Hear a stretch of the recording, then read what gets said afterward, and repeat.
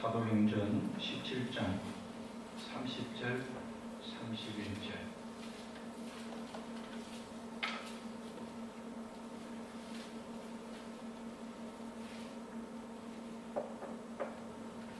신약성경 218조. 천천히 읽겠습니다.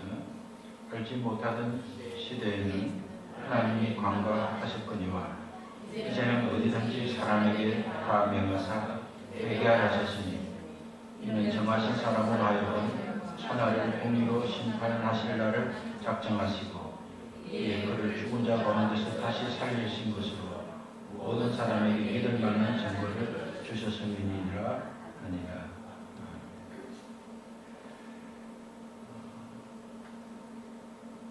교회를 여러분 오시기 전까지 교회를 다니는 사람으로부터, 예수 믿는 사람으로부터 예수님을 믿어야 구원을 받는다 하는 말을 듣고, 그럼 어떻게 믿어야 구원을 받는 것인가 하는 여러분의 의문을 가졌다면 오늘 말씀을 듣고 그 의문이 풀려져야 할 것입니다. 여러분도 예수님을 믿고 오늘 예배를 참석하고 나는 믿는 사람이라 그렇게 하면서도 요즘 정말 믿는 것은 무엇인가, 그 문제로 답답한 생각을 가졌다면 오늘도 말씀을 들으면서 그 문제를 여러분이 해답을 찾으셔야 할 것입니다. 우리가 예수님을 믿는다고 하지만 정말 믿음의 진리를 알지 못하면 예수님을 믿는 것처럼 살 수 있습니다. 그리고 예수님을 믿는 것처럼 사는 것만큼 어리석은 사람은 없습니다. 차라리 예수님을 안 믿든지 믿으면 바르게 믿어야 되는데, 알지 못해서 답답한 것도 안타까운 거지만 그 알려고 하지 않고 그것이 무엇인지를 찾지 않는 자는 곤란해질 수밖에 없습니다. 오늘은 좀 신중한 말씀을 전하기 때문에 여러분이 좀 진솔한 마음으로 말씀을 잘 들었으면 하는 바람이 있습니다. 오늘은 우리 기독교에서 가장 큰 축제의 날입니다. 오늘은 우리 기독교에서 가장 자랑이 되고 증거가 되는 날입니다. 오늘이 바로 예수님이 죽은 자 가운데서 다시 사신 날입니다. 오늘은 부활절입니다. 사람들은 우리가 예배하는 이 주일이 부활을 기념하는 날인 걸 모르는 사람이 있습니다. 우리가 매주 예배를 드릴 때 우리는 주일이다 그렇게 말을 합니다. 근데 세상 사람들은 일요일이라 그렇게 합니다. 일요일을 구구사전에서 찾아보면 월요일부터 마지막 날이 일요일이다 그렇게 했습니다. 월요일 기준으로 한 주의 마지막 날, 그 구구사전에 기록되기를 한 주 살면서 마지막 날이 일요일이다 그렇게 했습니다. 그러나 저희들은, 예수 믿는 자들은 한 주간의 시작이 주일입니다. 주인 되시는 하나님 앞에 한 주간의 삶을 맡기고 또 한 주간을 시작하면서 예수님은 나의 주인입니다 하고 고백하는 날이 주일입니다. 안식 후 첫날 주일에 우리 개신교 또 그리스도인들이 예배드리는 이유는 주님은 부활하셨습니다. 주님은 죽은 자인데 다시 사셨습니다. 주님은 나의 주인입니다. 인생의 시작도, 한 주간의 시작도, 시작은 늘 주님부터 시작됩니다. 그렇게 드리는 예배가 주일 예배입니다. 우리 1년에 한 번 고난줄 다음에 부활절을 통해서 우리가 부활절 예배를 드리지만 우리는 늘 주일마다 부활의 소망으로, 부활의 기쁨으로 예배하는 것이 맞습니다. 지난 주간부터 오늘 또 새로운 부활절을 시작하면서 우리 교회 가족들이 참 믿음의 고백을 했으면 좋겠다 그런 생각을 했습니다. 그래서 저는 오른쪽을부터 우리가 예배하기 전이나 또 예배 가운데 우리 세봉교회의 믿음의 고백이라는 것을 한번 우리 옆 사람과 같이 하나님의 지금 가족들과 함께 그렇게 고백해 보면 좋겠습니다.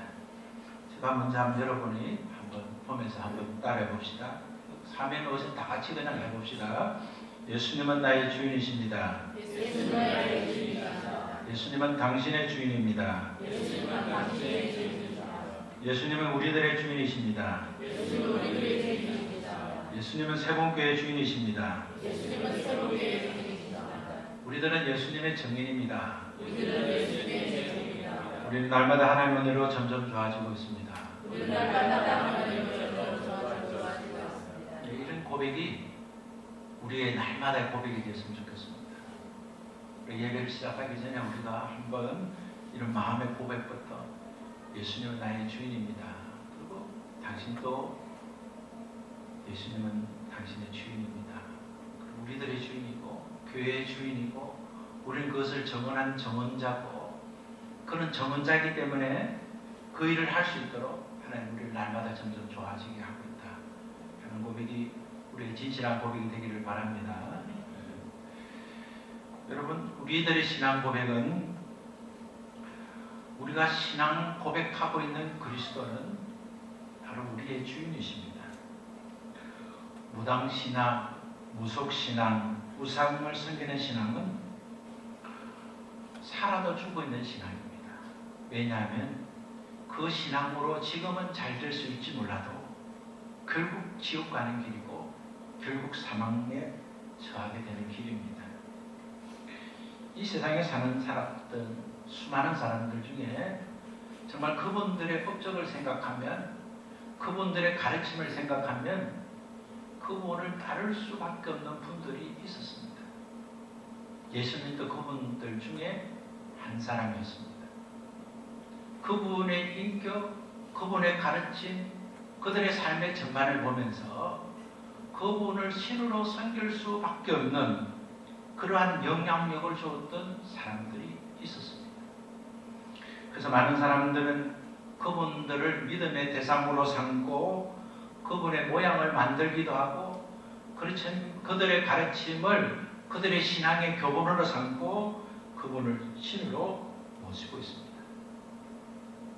그러나 그들이 왜 사망으로 인도할 수밖에 없느냐 하면 그들은 많은 영향력을 준 것은 사실이지만 그들은 그들의 영향을 주고 난 이후에 그들은 죽음에서 다시 살지 못했습니다.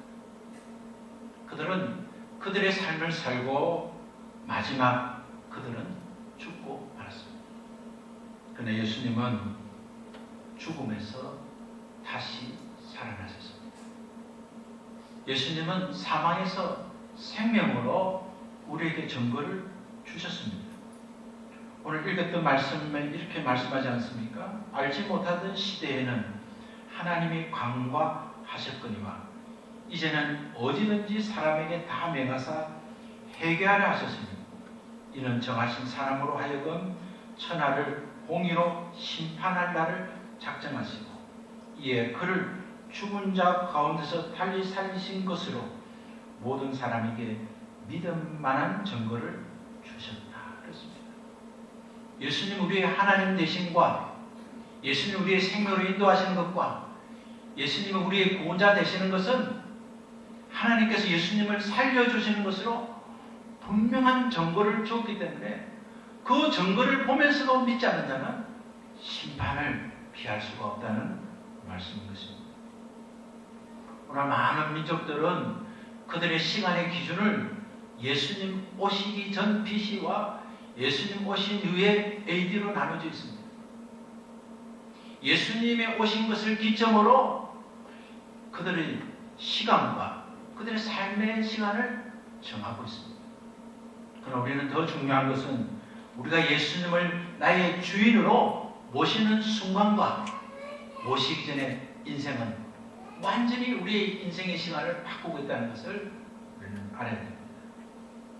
예수님의 탄생, 예수님의 죽으심, 예수님의 부활은 만들어진 신앙 아닙니다.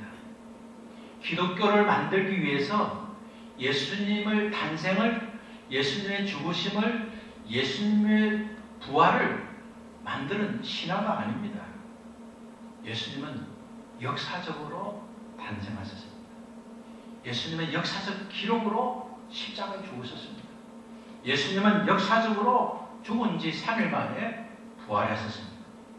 예수님께서 태어나시고 예수님이 죽으시고 예수님이 부활하신 사건은 우연히 일어난 사건이 아닙니다.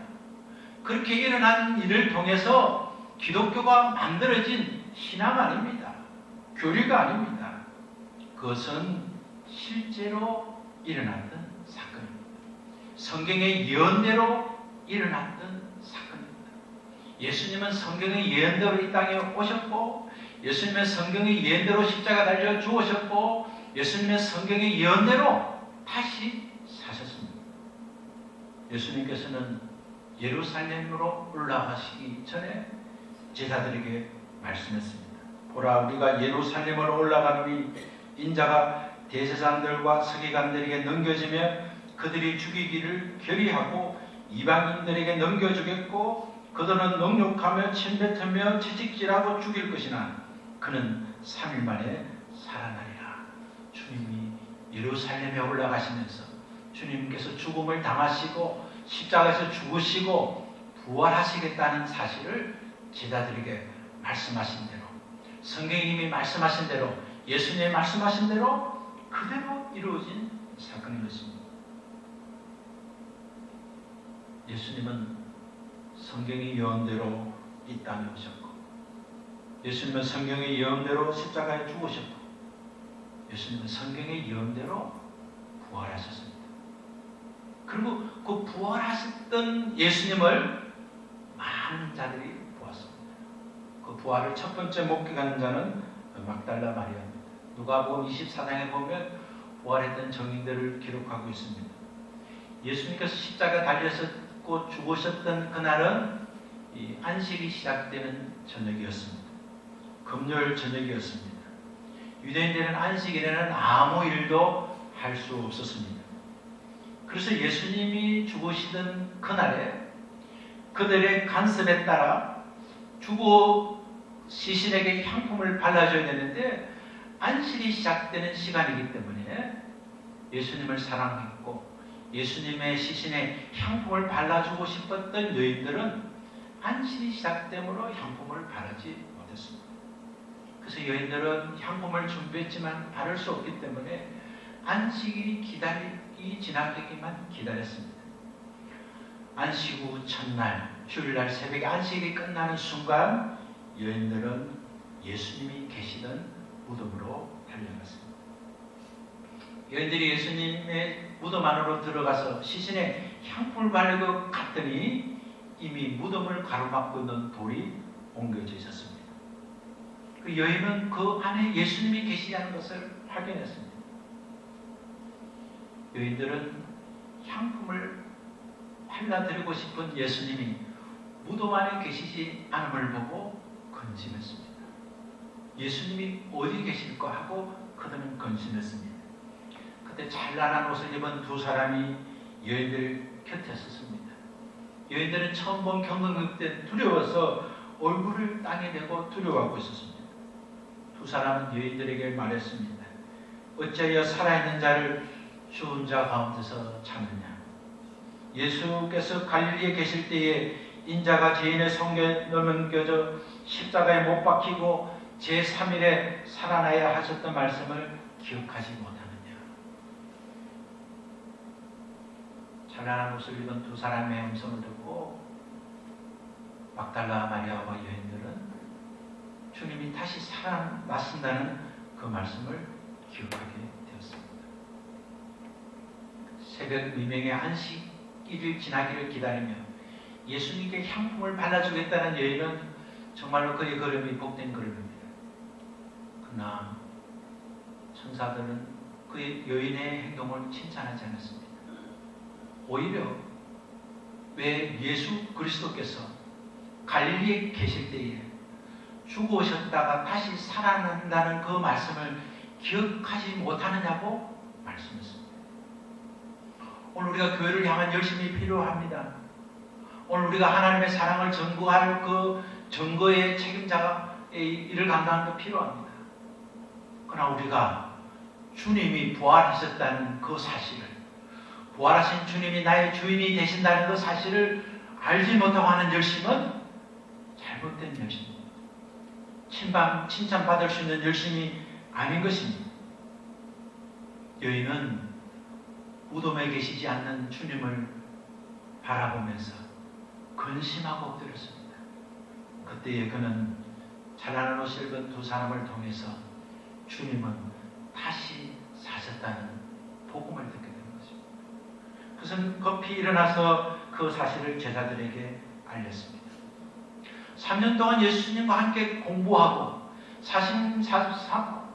예수님과 함께 3년 동안 예수님의 제자의 삶을 살았던 제자들도 예루살렘을 함께 올라가시면서 예수님이 3번이나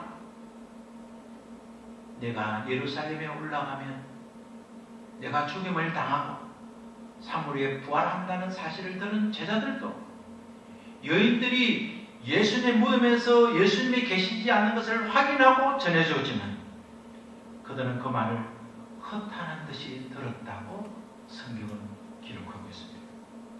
제자들도 부활하셨다는 사실을 믿지 못했습니다. 아니, 믿어지지 않았습니다. 어떻게 죽은 자가 다시 산다는 그 사실, 그것도 처참하게 몸이 갈기갈기 찢어지고 물과 피가 다 쏟아져 도저히 완전히 죽었던 그가 어떻게 다시 산다는 제자들의 현실적 감각으로 예수님이 다시 사심을 인정하지 않았습니다. 그러나 용감한 베드로는 일어나서 달려 무덤 가운데 들어가 봤습니다. 그는 직접 그것을 확인해 보았습니다. 베드로가 무덤 안에 들어가 보니 무덤 안에 예수님이 입었던 수의 세마포만 있었습니다. 예수님의 제자 베드로도 예수님의 제자 모두도 예수님께서 부활하셨다는 사실을 믿지 못했습니다. 그래서 그는 여전히 두려워 떠는 마음으로 문을 닫고 방 안에 숨어 있을 때 예수님께서 그들 가운데 나타났습니다. 요한복음 20장 29절에서 30절을 보면 예수님께서 문을 닫고 있는 제자들에게 오시면서 너희에게 평강이 있을지어다. 그렇게 은혜의 말씀을 주셨습니다. 두려워하고 있는 너희들에게 평안이 임하기를 주님이 원하신다. 그렇게 하시면서 그들에게 평안을 주셨습니다. 부활하신 예수님에 대한 소식은 들었지만 부활하셨고 예수님이 무덤에 계시지 않은 것을 확인했지만 여전히 제자들은 두려워 떨며 방의 문을 닫고 있었습니다. 그때 예수님이 부활하신 예수님이 그들을 찾아오셔서 평안을 주시고 제자들은 예수님 부활하신 예수님을 만남으로써 예수님의 부활을 믿기 시작했습니다. 근데 그때 예수님이 제자 한 사람 도마는 그 자리에 있지 않았습니다. 예수님의 제자들이 도마에게 설명을 합니다. 부활하신 예수님이 우리 가운데 오셔서 우리가 방 안에 들어 문을 닫고 있을 때 예수님이 닫힌 문이 있음에도 불구하고 예수님은 그냥 우리에게 오셨어요. 그리고 예수님이 부활하신 모습을 우리에게 보여주셨어요. 그러나 도마는 믿지 않았습니다. 도마는 3년 동안 같이 공부했던 동료이며 또한 형제인 그 제자들이 자기에게 설명해 주지만 도마는 믿지 않았습니다. 내가 직접 예수님을 만나서 예수님의 손에 있는 손자국, 상처난 손자국을 내가 직접 확인해보고 눈으로만 확인하는 것이 아니라 내가 그 손자국에 손을 한번 넣어보고 또 예수님 옆구리에 창이 찔린 그 창 찔린 옆구리를 내가 직접 보고 그 구멍난 옆구리에 내가 손을 넣어본 후에 내가 그것을 믿겠다. 그렇게 했습니다. 예수님을 직접 만나야 되고 또 상처에 입은 예수님의 그 상처를 내가 직접 확인하지 않고는 나는 믿지 않겠다는 도마를 그때도 여전히 제자들이 문이 닫고 있었습니다. 그때도 여전히 닫힌 문이지만 예수님은 자유롭게 제자들을 찾아오셨습니다. 그리고 많은 제자 가운데 특별히 도마 앞에 주님은 말씀했습니다.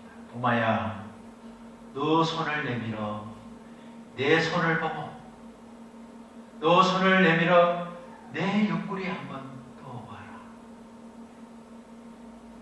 너는 내 손을 보고 내 옆구리를 보고 손을 넣어봐야 믿겠다 했으니 이제 너 손을 들어서 너 손으로 나 상처 구멍 난 그 옆구리에 손을 한번 넣어보라고 했습니다. 그러면서 믿음 없는 자가 되지 말고 믿음 있는 자가 되라고 했습니다. 토마는 예수님을 만나기 전까지는 내가 직접 확인해 보아야, 내가 정말 상처난 그 손을 확인해 보고 눈으로 볼 수는 믿을 수 없기 때문에 내가 손으로 그 상처난 손 위에 내가 손을 한번 넣어보고, 옆구리에 상처난 것을 내가 보면 또 실수할 수 있으니까 그 옆구리에 손을 넣어봐야 내가 믿겠다 했지만, 예수님을 만나는 순간 그는 손을 넣지 않아도, 예수님의 손을 만지지 않아도, 옆구리를 만지지 않아도 그는 분명 부활하신 주님인 것을 확인할 수 있었습니다. 그래서 더 많은 부활하신 주님 앞에 엎드려 예수님은 나의 주인이시며 나의 하나님이십니다라고 고백했습니다. 부활하신 예수님을 믿는 사람은 도마의 고백이 있어야 됩니다. 오늘 우리가 예수님은 나의 주인이십니다, 예수님은 나의 하나님이라는 고백이 우리의 진실과 정직의 고백이 되어야 하는 것입니다.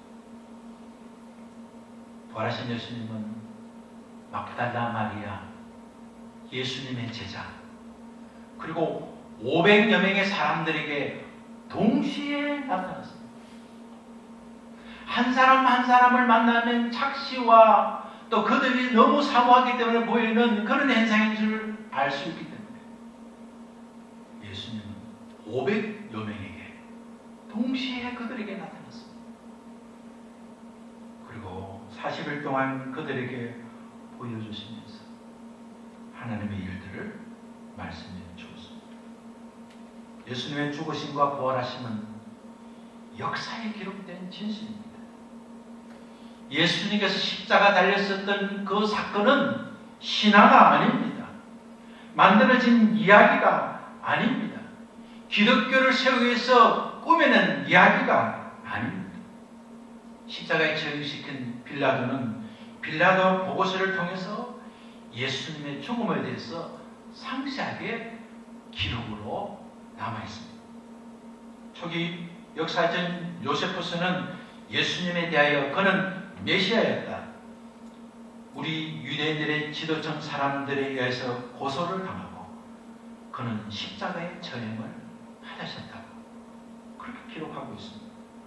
로마의 역사가인 타키투스는 그리스도는 디페라루스의 통치기간 중에 총독 빌라도의 처형을 당했다고 역사적 기록으로 남아있습니다. 옥스퍼드 대학의 역사학 교수였던 토마스 아놀버드는 예수님의 부활에 대해서 이렇게 기록했습니다. 나는 여러 해 동안 과거의 역사를 연구하고 조사하며 이에 대해 기록하는 문헌과 유물을 고정하여 사실 여부를 조사했습니다. 그런데 하나님께서 우리에게 주신 표정이 고 그리스도가 죽었다가 살아나셨다는 사실보다 더 분명하고 완전한 사실을 인류사에서 보지 못했습니다 라고 그는 기록으로 남겼습니다. 사랑하는 여러분, 예수님께서 죽으시고 부활하신 그 사실은 역사의 기록으로 남아있습니다. 그러나 여러분, 역사의 기록을 여러분 믿지 못한다 하시면 더 분명한 확정은 제자들의 변화입니다. 여러분, 예수님이 잡히시던 그날 밤에 베드로는 예수님을 지키기 위해서 칼을 들었습니다. 예수님을 체포하고자 하는 사람들로부터 예수님을 지키기 위해서 칼을 들고 저항을 했습니다. 그 예수님을 체포하는 자에게 저항하기 위해서 칼을 들다가 말고의 길을 잘랐습니다. 예수는 베드로의 칼을 내려놓으라 하시면서 그 말고의 기가 떨어진 길을 붙여주시면서 예수님은 스스로 그들에게 체포를 당했습니다. 예수님이 잡혀서 갈 때에 모든 제자들은 다 도망갔습니다. 그러나 베드로는 도망가지 않았습니다. 그러나 예수님을 직접 따를 수가 없었습니다. 예수님이 잡혀가시던 그날에 베드로는 멀리서 예수님을 따라갔습니다. 예수님은 체포되어서 대제사장 뜰로 들어가서 신문을 받았습니다. 베드로는 예수님이 잡히고 신문받는 뜰 안으로 들어가지 못하고 바깥뜰 안에서 쪼그리고 있었습니다. 그래서 불을 쬐면서 있었습니다. 그때에 거기에 있는 여인 하나가, 수정되는 여자아이 하나가 베드로를 보면서 이 사람도 예수님의 제자이다 그렇게 했습니다. 그때 베드로는 자신의 신분이 들통나면 죽을 것 같은 두려움 때문에 맹세하고 부인했습니다. 나는 저 사람을 알지 못한다. 나는 저 사람의 제자가 아니다. 나는 저 사람과 상관없다고 맹세하고 부인합니다. 근데 조금 있다가 곁에 있던 사람이 베드로를 알아보고 베드로가 쓰는 말을 들어보고 베드로는 갈릴리 사람이기 때문에 갈릴리의 억양을 듣고 이 사람은 분명 예수님의 제자이라고 말을 합니다. 그때 그는 맹세하면서 그런 부인했습니다. 맹세하면서 부인하는 것은 어떤 말입니까? 나는 절대 이 사람의 제자가 아니다. 나는 예수를 알지 못한다. 만약에 내가 아는 사람이라면 나는 저주를 받아도 좋다. 이런 말이 맹세하는 사람 말입니다. 나는 저분을 도무지 알지 못한다. 내가 만약에 저분과 아는 사람이라면, 내가 저 예수와 내가 관계 있는 사람이면 나는 벌을 받아도 나는 받겠다. 그렇게 된 사람. 그런 베드로가 부활하신 예수님을 만나지 않고 부활하신 예수님께서 말씀하셨던 그 말씀을 기억하지 않고 실제 살아나신 예수님을 경험하지 않고 어떻게 죽은 자를 위해서 자기 목숨까지 드리는 순교의 삶을 살 수 있겠습니까? 베드로를 비롯한 12명의 제자들은 예수님이 잡혔던 그날에 예수님이 부활하셨다는 소식을 들은 그날에도 그들은 문을 닫고 숨어 있었습니다. 자기들이 본 것이 혹시 잘못된 줄도 있기 때문에 너무 예수님을 사모해서 보았기 때문에 착각할 수도 있기 때문에 예수님을 만나서도 그들은 문을 닫고 숨어 있었습니다. 그런데 그들의 제자 12사람 예수님이 돌아가시기 전에 요한에게 사명을 준 요한 외에는 11명 모두가 그런 순교를 당했습니다. 그들은 자기 목숨을 죽기까지 주님을 증거하다가 순교를 당했습니다. 아니, 죽은 자를 위해서 죽은 자를 보면서 마치 산자처럼 만들어 놓고 그를 위해서 죽을 인생이 어디 있습니까? 자기가 만드는 그 거짓말을 지키기 위해서 자기의 모든 생애를 그것도 고난과 수고와 공고한 삶을 살다가 자기의 목숨을 내놓은 그런 인생이 어디 있습니까? 예수님은 성경대로 이 땅에 오셨습니다. 예수님은 성경대로 십자가에 달려 죽으셨습니다. 예수님은 성경대로 부활하셨습니다. 예수님은 우리의 죄와 우리의 사망과 악령의 문제를 구원해 주시려고 우리의 모든 주님 앞에 행한 행악들을 씻어주시려고 주님은 이 땅에 오셨고 죽으셨고 부활하셨습니다. 우리가 예수님을 영접하면 하나님의 자녀가 됩니다. 우리가 예수님을 영접하면 주님이 내 안에 오시고 우리는 주님 앞에 들어가는 신비로운 약속이 이루어집니다. 성경은 우리에게 정언하고 있습니다. 하나님께서는 세상을 자기 아들을 줄 수 있을 만큼 사랑하셨다고 정언하고 있습니다. 그리고 하나님께서 누구든지 그 아들 예수 그리스도가 우리를 위해서 죽으시고 부활하셨다는 사실을 믿으면, 그 사실을 알고 그리스도를 영접하면 멸망하지 않고 영생을 얻게 해주시겠다고 약속했습니다. 그 하나님은 예수 그리스도를 보내신 것은 세상을 심판하는 것이 아니라 예수 그리스도를 통해서 세상을 구원하는 것이라고 약속해 주셨습니다. 예수님을 여러분 어떻게 믿을 수 있습니까? 부활하신 것을 통해서 믿을 수 있습니다. 예수님이 부활하셨다는 사실은 우리가 예수님을 믿을 수 있는 분명한 믿을 만한 증거입니다. 예수님이 하나님이시라는 것을 믿을 만한 분명한 증거입니다. 누구든지 예수님을 믿지 않으면 용서함을 받을 수가 없습니다. 세상에 그 어떤 죄도 용서받지 못할 죄는 없습니다. 예수님을 믿지 않는다면, 부활하신 예수님을 믿지 않는다면 용서함을 받을 수가 없습니다. 저는 여러분에게 질문하고 싶습니다. 여러분이 진정 예수님을 믿습니까?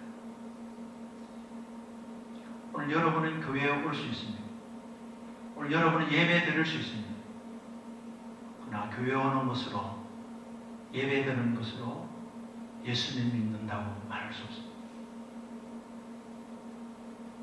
예수님을 믿는 것은 예수님을 나의 주인으로 모시는 겁니다.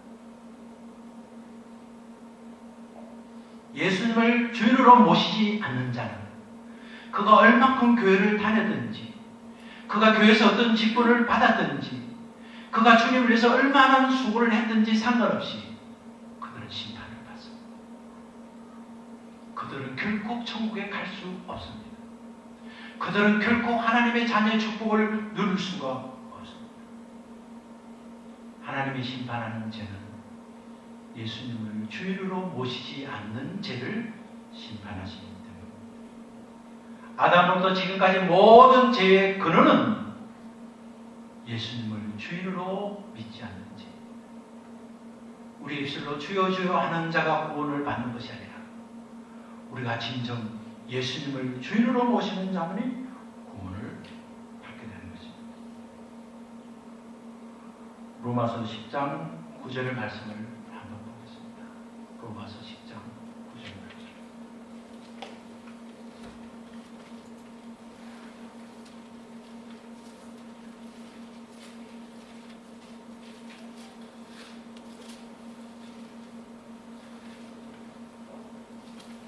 화면을 보시도 되겠습니다. 로마서 10장.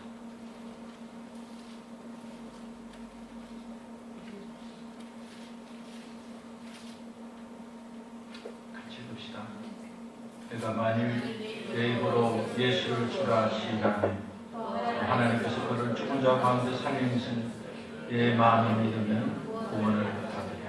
한번 읽읍시다.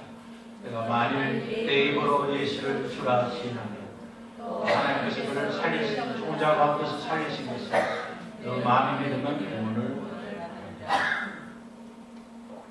우리가 부활하신 예수님을 내 입으로 예수님은 나의 주인입니다 라고 시인하고, 또 하나님께서 예수님을 죽은 자 가운데서 살리신 것을 내 마음에 믿으면 구원을 얻게 된다고 약속해 주셨습니다.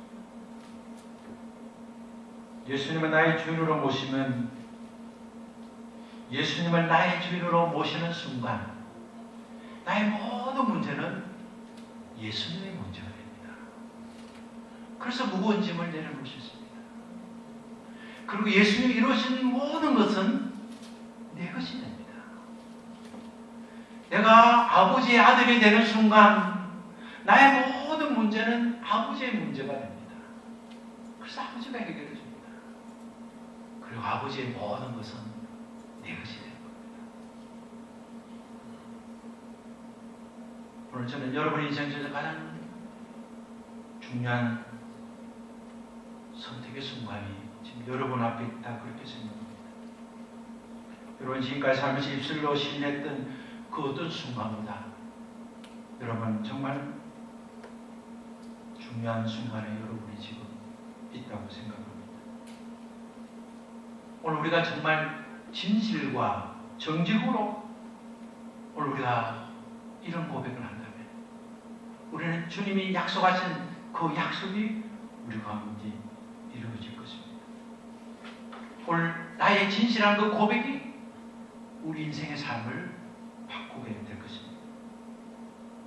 여러분이 정말 진실과 정직으로 예수님은 나의 주인으로 고백한다면, 여러분이 정말 진실과 정직으로 하나님께서 예수님을 죽은 자 가운데서 다시 살리셨다는 사실을 여러분이 믿는다면 여러분은 하나님의 자녀가 되고 하나님이 예비하신 구원의 은혜를 누리게 될 것입니다. 우리가 진실한 마음, 정직한 마음으로 다 같이 한번 일어나겠습니다. 여러분 조용히 눈을 감고 우리 마음이 진실과 정직한 마음이 되도록 여러분 마음을 정돈해 주시면 좋겠습니다. 그리고 여러분 저와 함께 예수님을 나의 주인으로 고백하지 못하고 예수님을 나의 주인 삼지 못하고 예수님이 오셔서 죽으시고 부활했던 사실을 신앙처럼만 믿고 내가 진실로 믿지 못했던 우리 죄를 회개하고 주님은 나의 구원자 되시고 주님은 나의 하나님 되시고 주님은 나의 주인이시고 그 주님 되신 예수님은 하나님의 살리셨다는 것을 믿으면 우리는 구원을 받을 수 있습니다. 우리가 예수를 믿는다고 하면서도 말로는 기도로는 우리가 예수님을 구주라고 말을 하면서 내 인생을 마친 내 것처럼 그렇게 살아왔다면, 여전히 내가 주인으로 살아왔다면 우리 다시 한번 회개하고 결단하며 우리 주님을 영접해야 하겠습니다. 이제 제가 여러분과 함께 기도를 먼저 하겠습니다. 여러분이 조용하게 눈을 감은 채로 진실과 정직한 마음으로 저를 따라 기도하시기 바랍니다. 하나님 아버지, 여러분 저를 따라 기도하겠습니다. 하나님 아버지, 지금까지 예수님을 믿지 않고 제가 주인이 되어 살았던 죄를 회개합니다.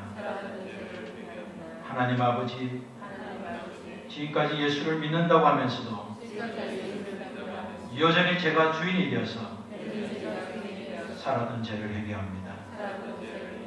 하나님 아버지, 예수님께서 나의 죄를 위하여 십자가에 죽으신 것을 믿습니다. 예수님께서 십자가에 죽으시고 부활하신 것을 믿습니다. 이제 부활하신 예수님을 나의 주인으로 영접합니다. 주님 오셔서 내 안의 주인이 되시고 나를 구원하여 주옵소서. 예수님 이름으로 기도드립니다. 아멘. 여러분 눈을 뜨시기 바랍니다. 여러분은 오늘 고백이 진실과 정직이라면 이제 여러분의 가진 권리는 주님께 이전된 겁니다. 여러분 지금까지 소유하고 내 것이라고 했던 그 이전의 등기는 주님께로 이전시킨 겁니다.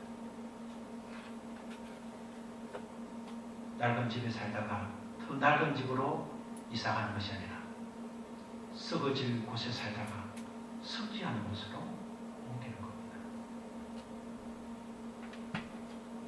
여러분이 말로만 예수님을 주여 주여 주인이여 주인이여 하지 않고 여러분이 가졌던 권리를 주님 앞에 이전했으니 주님이 가졌던 그 능력과 은혜가 여러분 것이 되도록, 여러분이 해결할 수 없는 그 무거운 짐이 주님 것이 되도록, 정말 오늘 권리를 포기한 것이 여러분의 권리를 잃어버린 것이 아니라 주님의 권리를 소유하게 된다는 그 기쁨을 알고 우리 다 같이 한번 기도하겠습니다. 하나님, 오늘 제가 진실과 정직으로 예수님을 주님으로 영접했습니다. 하나님, 지금까지 살았던 죄를